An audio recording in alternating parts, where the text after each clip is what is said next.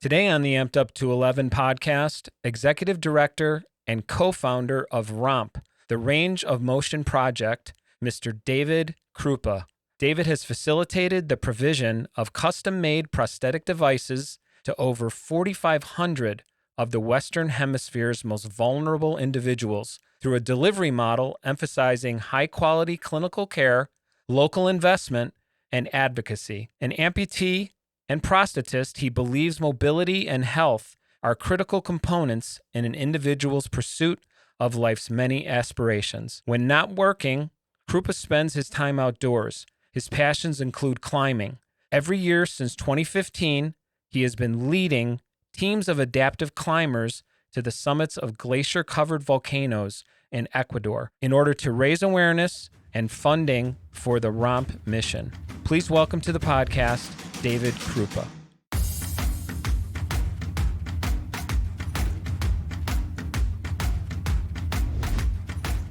Mr. David Krupa, how are you? Good to see you today, sir. I am well. How are you, Rick? Good to see you. Nice to meet you. Oh my gosh, so nice to meet you. And I was reading something the other day because I was doing some show prep on you and researching you. Interesting gentleman. And you are from the Chicagoland area, correct? That is correct. Yes, Where? sir. Where exactly? So Yes. precisely, I grew up in western suburb of Forest Park, Illinois. Over by there? Right on the over by there. Yep, that's west side. We're the last stop on the CTA Blue Line. Wow. So kind of, as close to the city as you can be with not really being in it. Yeah. They said small town, what was it? Big town access, small town charm, I believe was the motto at that time of Forest Park, Illinois. I was not aware of that tagline. That is pretty choice little mixture of words there to describe Forest Park. I am somewhat familiar with Forest Park because I come from the construction industry, and I recall having clients in some of those areas around there. I actually grew up in the northwest suburbs, like Palatine kind of area, not too far from like Schaumburg. And Schaumburg. I was actually born in Humboldt Park, but my parents were pretty quick to hustle us out of the city and get us into more of a suburban life. You actually went to Northwestern, correct? I studied prosthetics at Northwestern University. That's right. Very cool. Very cool. And given that you've been an amputee most of your life, was that a natural sort of progression or evolution that I think I want to be a prosthetist? Yes and no. So I grew up using a prosthetic leg pretty much my entire life from the time I was about 18 months old. Lucky to go to the Shriners Children's Hospital there on the northwest side of Chicago, and had really great access to prosthetic care. But honestly, I didn't think about prosthetics as a profession until I was getting close to graduating from undergrad university. I was considering medical school and that whole track, and was getting a new prosthesis made in my junior year. I was at the University of Illinois, and I was back in town, and I was working with my prosthetists up there. And I remember asking my prosthetist, like, "Hey, I've been coming here for years. I like hear the noises in the back. I smell all the chemicals, but I never actually have really seen what you do or how you do it. And could you take me back there and kind of walk me through it? Tell me what goes into this. What did you have to study? What happened next?" I'm kind of at this point in my life. So yeah, of course, I mean, being around it my entire life, I most of the time just kind of took it for granted that I would be able to walk, that I have a good prosthesis.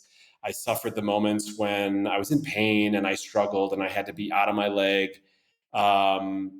And certainly very much appreciated the work that my prosthetists did growing up, but also I appreciated them as people. I always liked going to the prosthetist for the most part. Yeah. I enjoyed the experience. They were always so kind to me.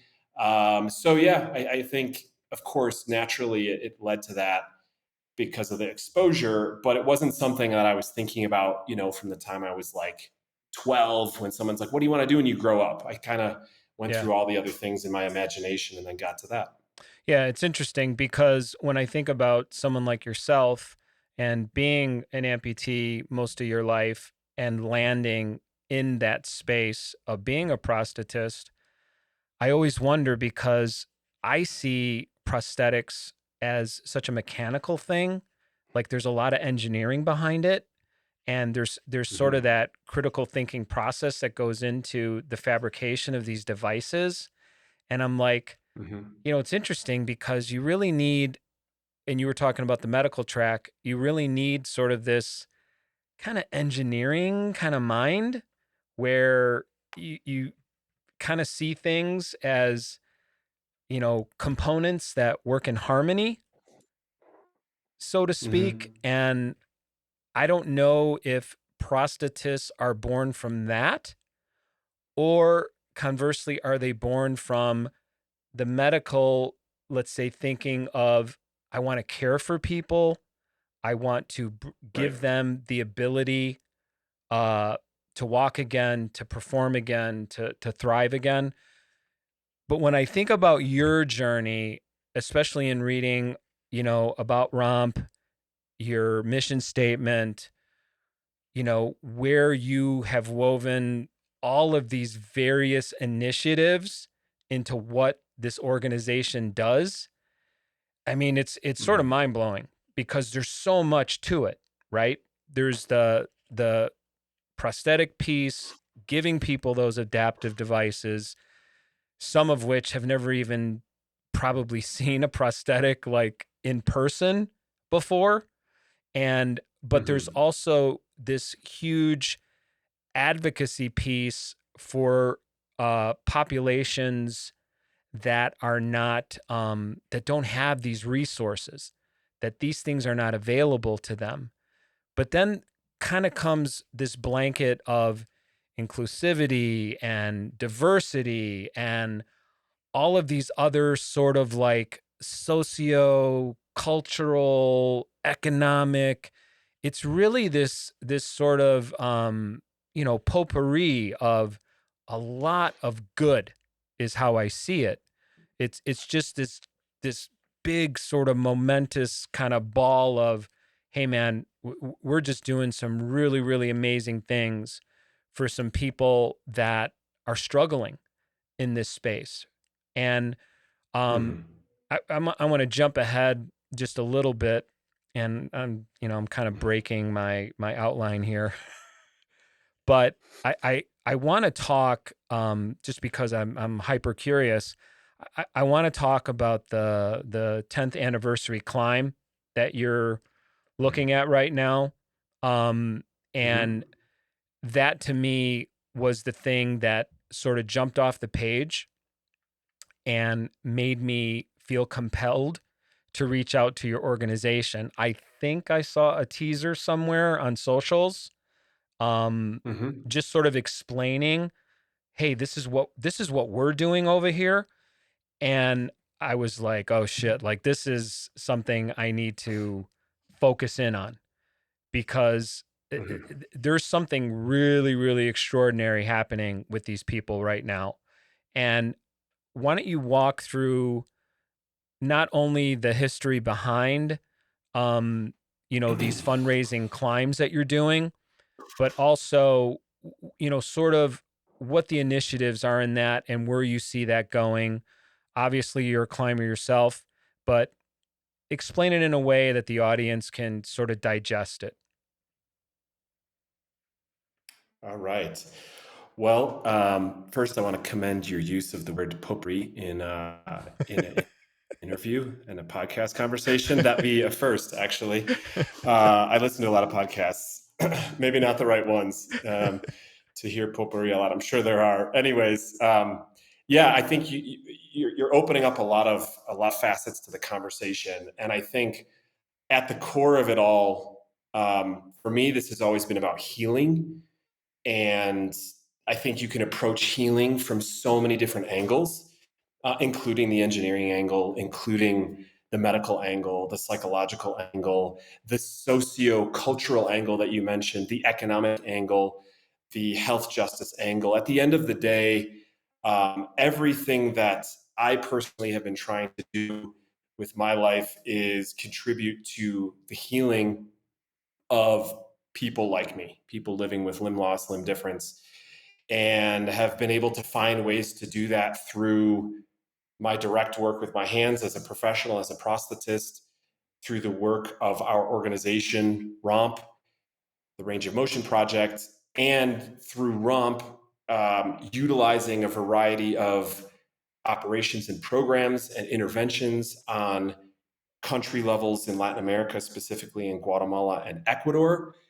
And then also through events like Climbing for ROMP, which you just mentioned. And we are this year celebrating the 10th anniversary of this event, which, again, going back to this concept of healing, was initially created to bring people who use prostheses, climbing, hiking, into the outdoors as a way to heal, as a way to improve health, to increase strength, to learn new skills, to experience the great outdoors, to work as a team, to learn resilience through climbing, hiking, reaching to new heights, and to elevate the global need for prosthetic care, which is what ROMP as an organization specifically is trying to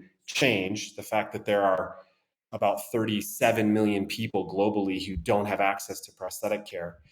So to elevate what's possible with prosthetic rehabilitation, with physical rehabilitation, with teamwork, with all the things that can be done on a mountain so that someone can reach that physical summit of the mountain, as a way to demonstrate the power of mobility, the power of access to prosthetic care and rehabilitation for everyone.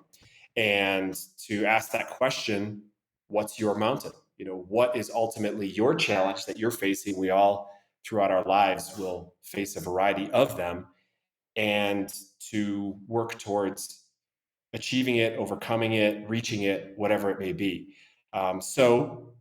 This 10th year, we've been doing this for many years now. We use this particular event, Climbing for ROMP, as a fundraiser, as an awareness raiser, to teach people about the mission of ROMP, to ensure access to high quality prosthetic care for underserved people, improving their mobility and independence, to invite people to climb with us around the world, and specifically a sort of handpicked group of people to climb every year with us in Ecuador, to climb these huge volcanoes that we have down here, and to do it with the intention to pay forward mobility for others who don't have access to prosthetic care today. So talking about those climbs, I would think, given that you've been doing it a decade, I would imagine that your memory has got to be chock full of just phenomenal experiences to see people in that space achieving those great things, showing strength, Yes. resilience, pushing those boundaries, right? And I know for Yes. myself, as an amputee in my 7th year, it always starts with that teeny tiny goal. And you're a Right. prosthetist, so you see that evolution in real time. That teeny tiny goal of, I just want to walk. I just want to walk. I want to be able to walk. Mm-hmm. And then something happens when you have the proper care, when you have the right Mm-hmm. support system, when you have a prosthetist like David Rotter, we'll talk Mm-hmm. about him, that provides you, with that type of care. Suddenly possibilities start to open up. And then it becomes Mm-hmm. something else. Maybe it's, I want to ride a bike. Maybe it's, I want to go on a hike. Then it becomes, maybe I want to walk a 5K. And I will talk to amputees frequently that'll say, you know, I ran a half a marathon last weekend. How on earth did I get here? Like, Mm-hmm. I am just blown away that somehow Mm-hmm. I got into this space.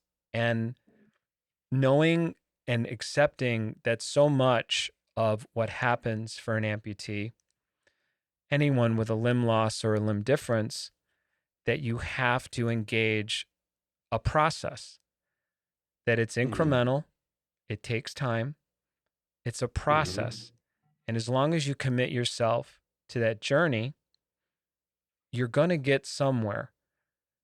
We'd all, we'd all love that, you throw a leg on and, hey, look at me go. I can do anything. That doesn't happen. It's very much a, crawl before you walk, walk before you run kind of situation. And I would imagine for yourself, seeing people accomplish things that maybe they had no idea they could do, but to Mm-hmm. feed on the energy, that vibration that you're creating with this type, of climb, this type of event, it sort of compels people to go to that place. I mean, what's something that stands out in your memory where you're like, oh my gosh, that was such an affirmation type moment for me? Sure. Well, there's this cynical philosophy that people can't change, that people don't change. And in this world of prosthetics, and in my experience, I see people changing every single day, just as you talked about, incrementally, little by little. And certainly have had so many experiences on the mountain where I've been witness to incredible growth and transformation, and just like funny things too. Something that jumps out to me is with one of our first climbers who's from Ecuador, one of ROMP's patients at the time. He's from a very tropical, sort of low altitude, low elevation part of Ecuador. And never in his life had he touched or seen snow. Mm. And just like watching his eyes and his energy light up like a little boy on the mountain. Um, that how that doesn't change you, I don't know. If that doesn't, like, what will, right? Yeah, exactly. And so, watching year after year people reaching new heights, breaking down in tears of both joy and sometimes of real suffering and pain, um, discovering a strength within them that they didn't know existed. I have another memory that comes to mind. Well, it's sort of a memory spread out over time because it's very akin to what you just said, which is with one of my dear friends and patients, Kathy. Early on in her rehabilitation, she was happy to walk a 5K, and Yeah. I remember walking it with her. And then years later, we were standing on top of a 19,300-foot summit in Ecuador, Cotopaxi. And the very next weekend, the two of us ran the Chicago Marathon together. Um, and so being exposed to that year after year and facilitating that through climbing for ROMP, it's a reminder to me that if people can change, systems can too. And so that's really, I draw a lot of energy from going into the mountain with people, because it reminds me that our work is having an impact and it's transformative. And that impact, if we're changing individual lives, if we're helping to create access for one person, that access can fan out into a systems level change to where universal access can eventually become possible. Why is that not the case today? Why can't every person living with limb loss access a prosthesis and go out and do that 5K or hike to the top of that hill behind their house? Yeah. So yeah, I've got just an endless amount of memories, and a decent amount of them have actually been captured in video and some of the great content that ROMP has produced. So if anyone's listening to this and ends up going to some of our channels or just digs around on our website, you can find some really, really beautiful pieces, short stories, and films of some of these stories. And I hope that they do serve as inspiration. And I'm glad to hear that it does to some degree for you as well. Like that's Oh, the yeah. idea here. It's like if we can inspire someone or remind them that, that transformation is possible. It comes with effort, without a doubt. But that's I think a well applied use of life. Very, very much so. And I'm a big believer. What resonates for me is that whole like ripple effect, when we're placing our energies in the right place, and it tends to resonate, amongst communities, and those ripples get larger and larger and larger. And then suddenly they reach the highest of places, those decision-making places that say, well, now wait a minute, like this is really important. And it's just, it's the power of community. It's the power of organizations like ROMP that say, this will not stand. Like people need these things to live. This isn't just a matter of you need it to walk. No, no, no. You need this to live. It's like oxygen. Without it, we don't have life.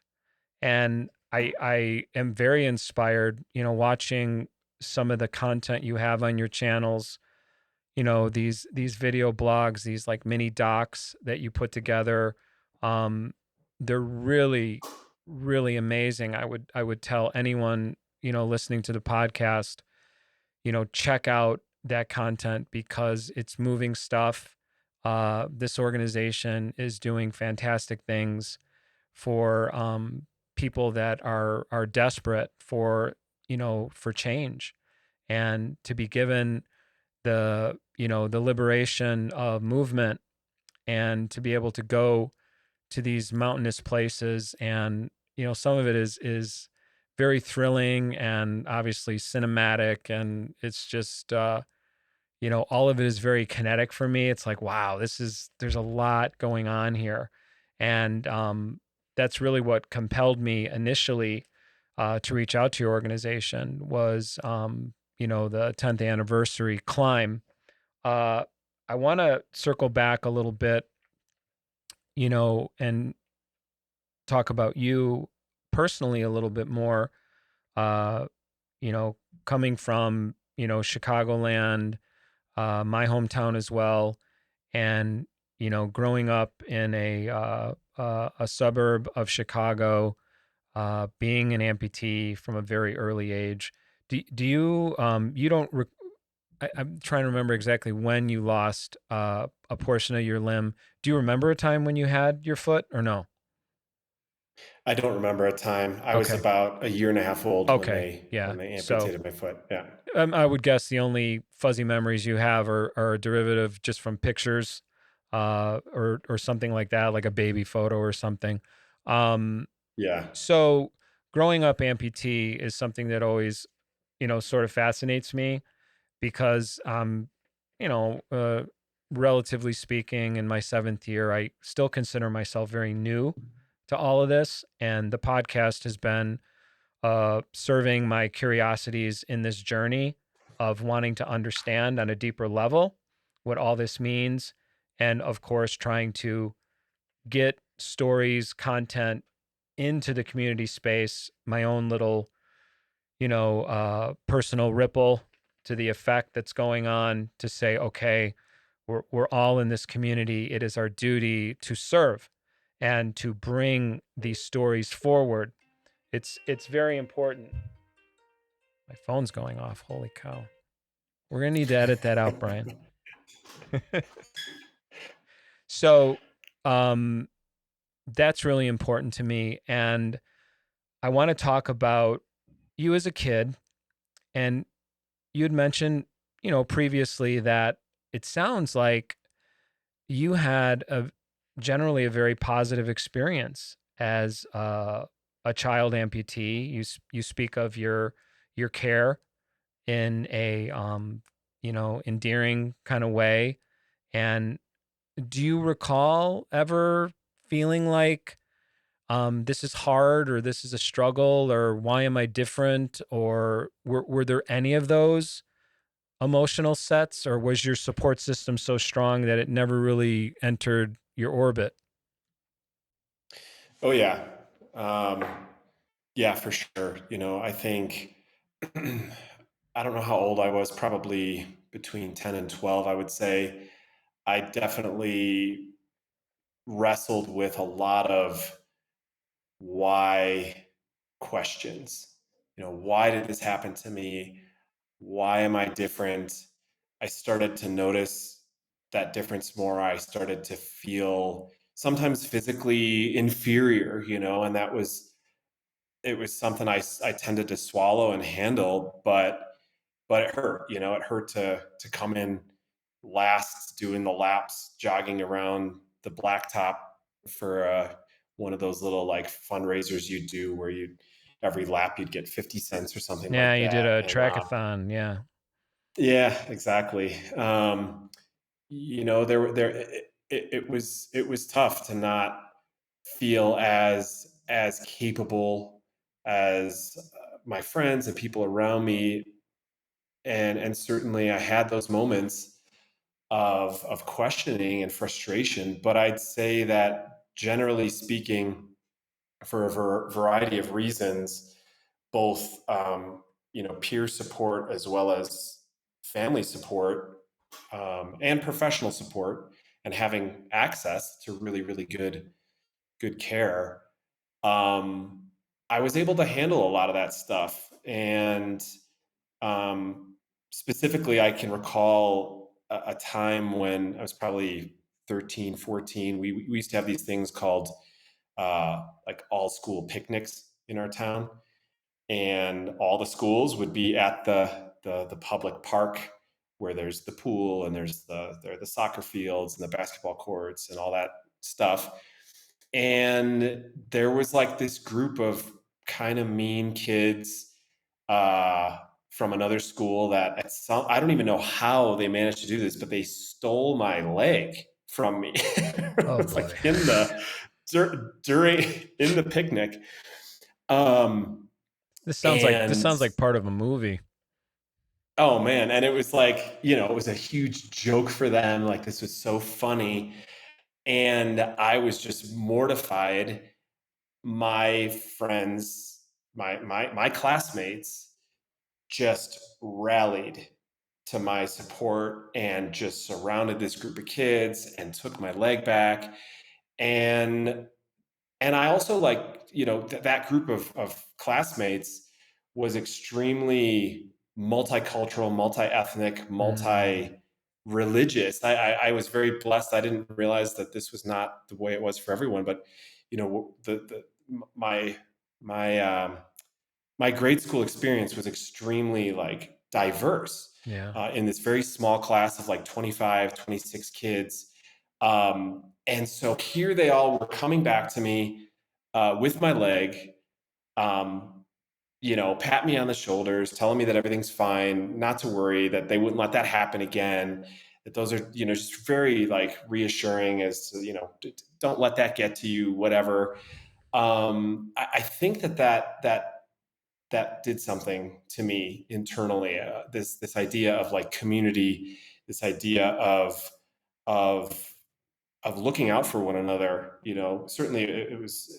I think I grew up with a lot of those teachings as well, but some of those lived experience. I just, yeah, for all the times that I was down, for all the times that I was in pain, for all the times that I was frustrated about being a person that was different than others, I think just really quickly I found some form of support, and certainly within the home, but even from peers, from teachers, from coaches who decided to sort of take me under their wing and say, hey, you want to do this sport, like I'll work with you directly, and let's learn how to wrestle and use your disability to your advantage. And, let's take off your prosthesis and figure out a way to, just a lot of little things like that, I think added up over time to a sum total of possibility. Like, what is available to you if you open your mind, if you think positively, if you cultivate resilience. And so yeah, I think I was given a lot of the tools. I was taught a lot of those tools to figure out how to navigate through the tough spots, because who's not going to Yeah. come up against tough spots, especially going through, that change of adolescence, where you're Yeah. starting to wonder, like, are girls going to be interested in me? Am I going to have friends? I'm going to a new school. Like, are people going to ostracize me? Are they going to make fun of me? Is someone else going to steal my leg? Yeah, right, right. Like, Well, adolescence is so difficult already with right. having all your limbs. It's painful. And I was Yeah. painfully shy as a kid and incredibly insecure as a kid, and everything, any look that didn't seem quite right at me, or any tone that came out of someone's, mouth that made me think, what does that mean? Would just, it would crush me, and I would internalize it. And then I try to wrap my brain around the thought of, well, what if I was an amputee during those times or those years? And I want to quickly circle back to something you said about being exposed to a very diverse sort of group of classmates and people, and having, this exposure to that diverse environment, culturally, religiously, uh, which is a beautiful concept to me. And I sort of immediately go to sort of that connection point, in that you sort of live in that now. And so Yeah. much of what you represent in the world, and, looking at your organization, your staff, the people that you surround yourself with, the people that you serve in these Mm-hmm. countries, this seems to be sort of a theme in your Mm-hmm. life, that Mm-hmm. you sort of bring that to the table. You bring these people of different backgrounds and cultures and perspectives, and you focus on the mission. Because, I was talking to someone the other day about the eclipse, and I mean, everyone has, their opinion on whether it was important or it was unimportant, or, all the phobias about, did you get the glasses? No, I wore my sunglasses. Oh, you're going to go blind. So, there's all these various, sort of lenses that people are looking through with the solar eclipse. And someone had asked me, well, what are your thoughts? And I said, I felt like it was such a beautiful moment, because amongst all of the sort of disagreement and sort Mm. of tribal attitudes that exist in our culture now, everybody came together. Mm. Everybody stopped for a moment, looked in the sky, and we all shared a moment. I go, when was the last time that we all just came together and shared something and said, hey, Mm. that's really cool, right? And I thought, hey, here's a crazy thought. We are capable of this. We are Mm-hmm. capable of coming together. Wow, imagine that, especially in an election year in this country. Imagine that, Mm-hmm. right? We came together. So I think about your organization in somewhat of the same spirit of people coming together and serving a cause that they see as bigger than themselves, and they want to be part of that. So in researching, ROMP and thinking about all the things that you're doing, of course, it touched me. And, I'm like, well, wait a minute, like, how do you get to go on this climb? And, what's the screening process? And, maybe if I train for this thing and I'm lucky enough, maybe I could do this someday. And it sort of, in my own little personal space, it's sort of, even without you even saying a word, we hadn't met yet, it opened a door. It created a possibility.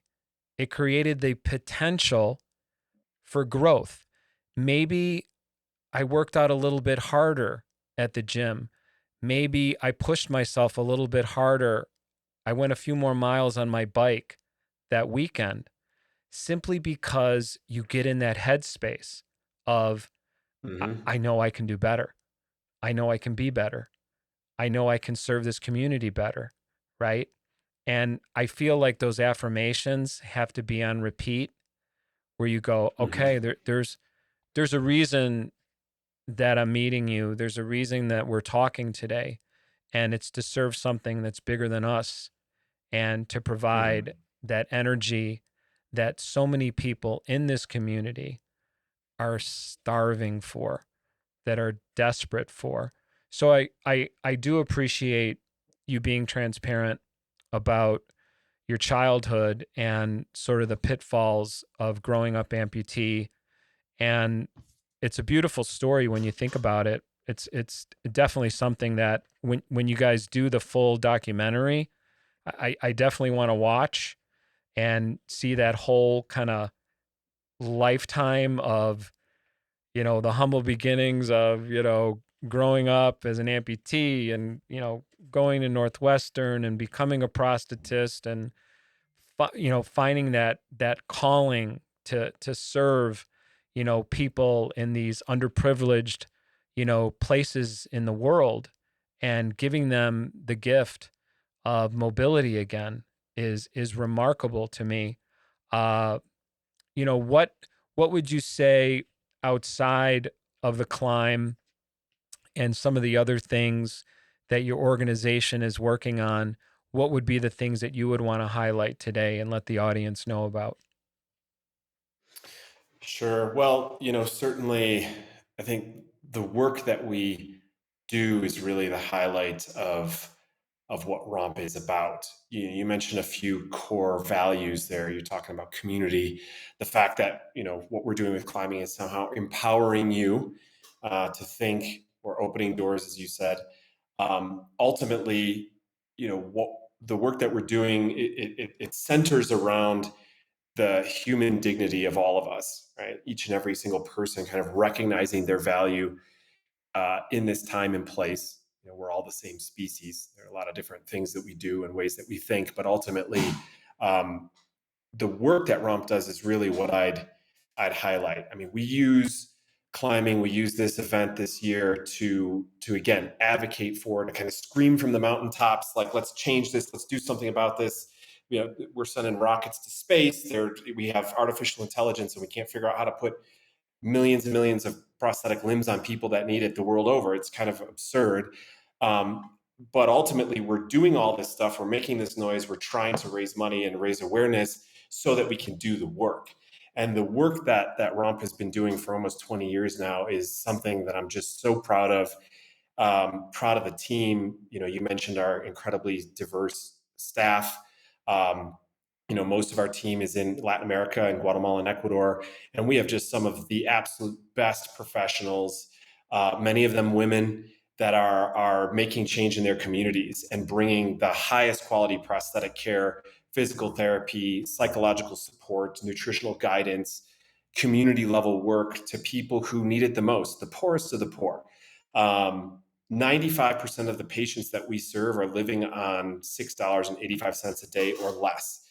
And we are serving people in the remote corners of Guatemala, in indigenous communities in the Amazon of Ecuador, from the highlands to the coast, bringing incredibly advanced technology to them. And we're able to do that because we recycle prosthetic waste nationally in the US, running maybe one of the largest prosthetic recycling networks in the US. So anyone that's listening that has even just a piece of a prosthetic limb that they're no longer using, we will take it Oh, that's a if they really reach good out. point. I was not, yeah, I was not aware of that. So anyone out there that's got an old foot, got an old, socket, any kind of loose parts, anything of that nature, like you harvest that and then you actually turn that around. We harvest that. That's a great word. Absolutely. Yeah, we do harvest it. We collect it, we quality control it, we toss the junk, we break it down into the most usable parts, and we package it up and ship it out to our clinicians where it's needed for specific cases. This is allowing us to put a wide variety of technologies on our patients according to their needs, very much in the way that you would expect to be treated by, you mentioned David Rotter. Anyone listening expects that of their prosthetic care. I need this device to work for me, for my activities, for my goals, for my work. And the people that we serve quite often are, the vast majority of them are very healthy. Otherwise, they've suffered a traumatic amputation. They're usually of working age or of school age, and have very few other issues going on to limit their health and mobility. And so the prosthetic device, when crafted appropriately of the technology that they can make use of, we've helped people run within the first hour of their fitting. Wow. And go back to work and go back to construction and farm again and walk 5 miles to school back and forth every day. So I'm extremely proud of the actual programs that ROMP carries out. Ultimately, our mission to ensure access, a huge access of ensuring access, a huge aspect of ensuring access for us is actually providing care, and creating ecosystems within currently Guatemala and Ecuador where high quality care is happening, where professionals from both countries, from the region, can work with patients, can learn evidence based practice, can learn from the best professors, colleagues, teachers, can improve their skill set, can focus on delivering loving and quality care to each and every single patient. And that is really, I think, part of our long-term vision of sustainability and change comes at that level of providing actual care. So I think there have been a variety of innovations that we've been able to do as an organization, from data collection and measuring the impact of our work and tracking meticulously each and every case, and doing it in a way that I think really stands on par with some of the best medical systems in the world, to getting down and dirty in the community. I mean, we are in the communities, we're working in the homes, we're doing home care, we're visiting our patients from the time that they have an amputation to through their pre-prosthetic coaching and physical therapy and psychological therapy, to getting a prosthesis, to learning how to use it, to getting back to work, to learning how to use the health system around them, to learn how to use public transportation, to learn how to open up bank accounts and start small businesses, to prepare for a job interview and get back to work. Our patients are more mobile, they're more employed, they're less depressed. That's ultimately, I think, what I hope anyone listening can walk away with, is that we can go to the mountains, we can inspire and empower people to dig deep within themselves, to change, to transform, to reach for new summits, to reach for new heights. But ultimately, we're trying to do it in a way that is ensuring some sort of sustainable and lasting improvement in health systems in underserved parts of currently the Americas.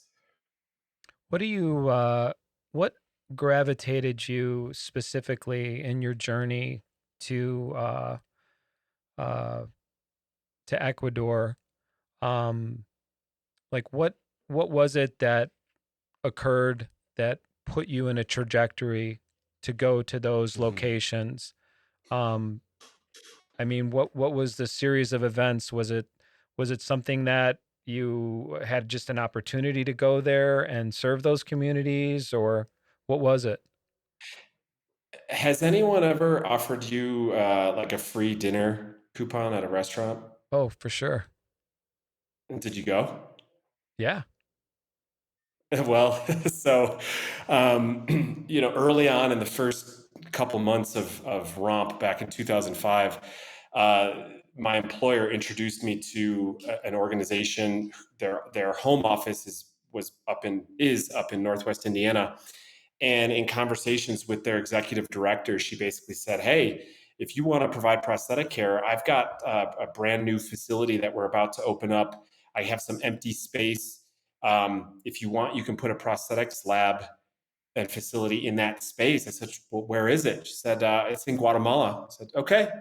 So um, it was really a serendipitous opportunity. I think as an organization, when we first started with the desire to help, we understood then and we understood now that there's a need everywhere, but we followed an opening. We followed this path that basically opened up. An opportunity came our way to have this collaboration on the ground, to have infrastructure, to have you know local knowledge, to have this red carpet rolled out, if you will. And ever since that, that's been our model, which has been, wherever we're going to grow, we need to grow with partnerships, we need to grow with others, we need to look for those open doors, we need to look for that fertile soil where the need exists but the opportunity exists as well, that intersection. And so, that's kind of how we jumped from Guatemala to Ecuador. It was similar. I had some relationships and some friendships and some other things that were aligning.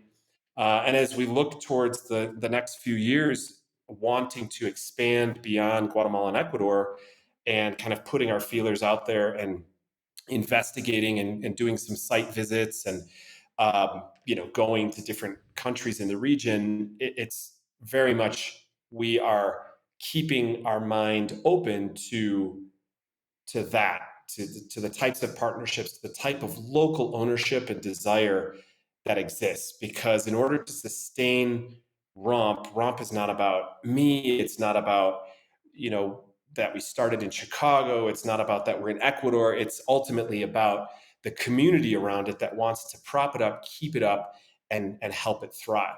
And that community we find it on the mountains with our climbers and with the people that donate to them and support them and cheer for them, but we also find it locally with all of the healthcare professionals, the doctors, the nurses, the physicians, or the physical therapists, the donors, the community organizations, the other foundations in the area, the schools, the universities, et cetera, that want this to exist because they're also sick and tired of seeing dozens and hundreds of people with amputation every year out on the street, begging at the stoplight, you know, hobbling around Yeah. on crutches, sticking around at home, the kids that aren't going to school, their neighbors, daughter who's grown up just never leaving her house. It's just people are getting fed up with it, and as we should, because the human right to access mobility and this type of technology to participate in the world it's something that it just seems that more and more people are able to rally around. And so if we find those connections, that's how ultimately we ended up in Ecuador and Guatemala. And then kind of over the years, it's become strategically reasonable for us to kind of maintain our presence in the Western Hemisphere. We have a lot of understanding of the Latin American culture. We have bilingual workforce. We're kind of on the same time zones. There's some logistics ease of doing business. So for now, knowing that there's a huge demand in this part of the world and a big need to kind of continue building those bridges throughout the Americas and look for future opportunities for growth throughout the Americas is at least what we see on the horizon. Yeah, it's a fantastic organization endeavor. What a phenomenal, legacy um that you've created for yourself. You you mentioned David Rotter, my prosthetist right here in Joliet, Illinois. Had you guys worked together? Was that the connection? Like somehow your paths crossed at some point? So I was a resident years ago, and I worked in the same company that David Rotter was working at. He was one of my mentors at the time, and the other co-founder of ROMP, Eric Neufeld, and I, we were residents together. And as we started to come up with the idea of ROMP, David Rotter was always there as again, as a mentor, as sort of a spiritual and moral guide in a certain sense. I think really helping us to believe in the possibility that like this could be done, and has always, since pretty much the beginnings of ROMP, has served on our volunteer clinical programs. This is a way that prosthetists in the U.S., but also kind of anyone can be a part of and can get involved with ROMP in the patient service care, which is, something that he was doing from 2005 on. Every single year without fail, he'd come down to Guatemala and volunteer as a prosthetist and make some of the most incredible devices, provide some of the most loving care to our patients, and has always been sort of like this honorary co-founder of the organization, coaxing us on, financially supporting, sending his staff, sending probably thousands of pounds of prosthetic components every year to the organization, and really just kind of when things have gotten tough, when doubts have come on strong, when it's just like, how are we going to keep this up? How are we going to keep this growing? Just kind of always bringing it back to the fundamentals of what ROMP is about, and just reminding me personally, as a friend, as a mentor, that this, just keep doing it. And yeah, just a great guy. He's taught me a ton about prosthetic care itself. About design, upper extremity prosthetics. We've done so many crazy things in both Guatemala and Ecuador. Really, really complex amputation cases where he's come in and has not only provided care, but has also provided a lot of teaching to our local prosthetists, sharing his knowledge, sharing his wisdom. It's just such a generous guy. And, I'm glad that he happens to be a little nexus of connection between you and me, because he's such a great human being, a good friend. Yeah, I have to echo that. I have been with David for about 3 years now, and coming to him, and when you say loving care, I've never had the kind of care in my amputee journey that would even come close to the level of just kindness and empathy, and just really wanting to be very patient focused and not process focused, because so much of my experiences when I became an amputee, I thought, okay, this is a kind of a one leg fits all kind of concept, isn't it? And Mm. then I realized that I needed to keep working towards advocating for myself, speaking up more, trying harder, uh, definitely owning a lot of the responsibility and saying, you're going to have to become much more fit. You're going to have to take better care of yourself. None of this works until you start doing the work on yourself and start owning your piece in this puzzle. And once I sort of fully engaged, I ended up in an adjustable socket for a few years, which was good for me because my residual limb was going through a lot of sweeping changes, especially as my fitness Mm-hmm. level was increasing. And I'd have a tremendous amount of shrinkage throughout the day, so there was all kinds of challenges. But once I came to David, I had kind of plateaued, and he said, um, you're ready for a rigid socket now. Like your limb is in pretty good shape. we're going to give it a shot. And I have to say that the way I feel now in my prosthesis, it's the most comfortable I've ever felt to be able to, movement was never tough for me. Moving around was always pretty easy because I felt like my limb enjoyed the movement. It enjoyed being in the socket as long as there was movement involved. I was walking or doing some level of activity, I was fine. It was the moment I would stop and sit, that's when I would really struggle, whether I was in a car, whether I was at my desk at work, whether I was in a movie. I just couldn't sit with a prosthesis on.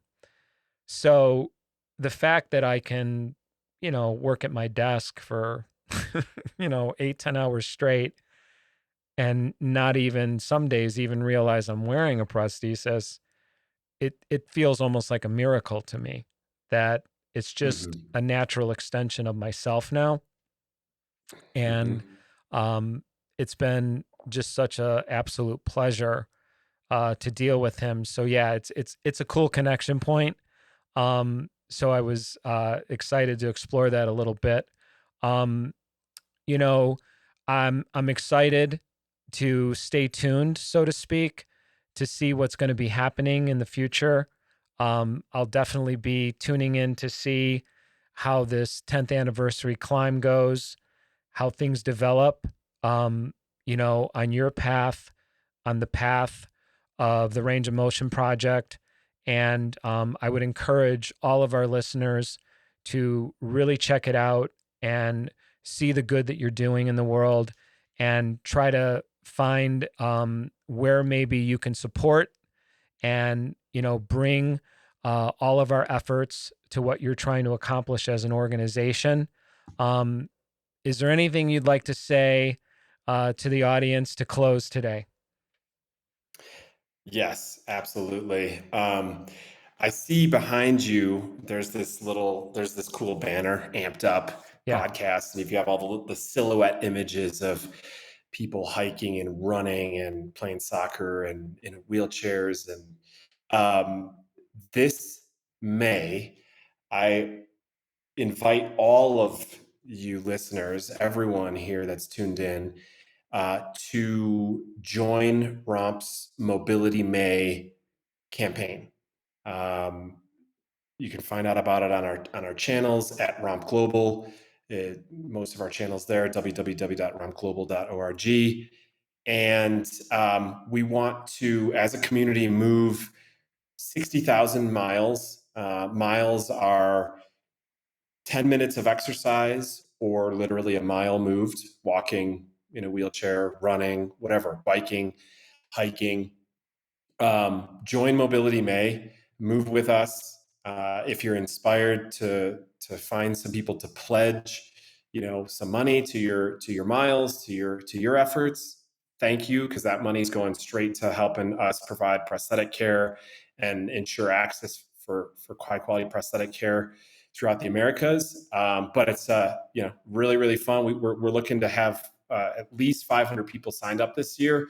I think probably, I understand through your community, you've got way more than 500. So congratulations, Rick, for building a really awesome platform and having this information available and a good conversation available. So yeah, join Mobility May with ROMP this year. And from there, you'll learn more about all the other things we do.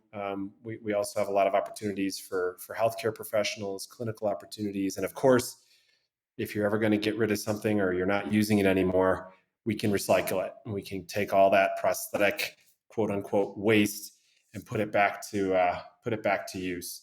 So let's increase our carbon fiber footprint as we recycle prosthetic waste in the world. So that would be it, my friend. David Krupa, thank you so much. Listening. I appreciate that. Way to go. Way to wrap it up. This is the AMP'D UP211 podcast. My name is Rick Bontkowski. I want to wish everyone health and happiness, and we'll see you next time.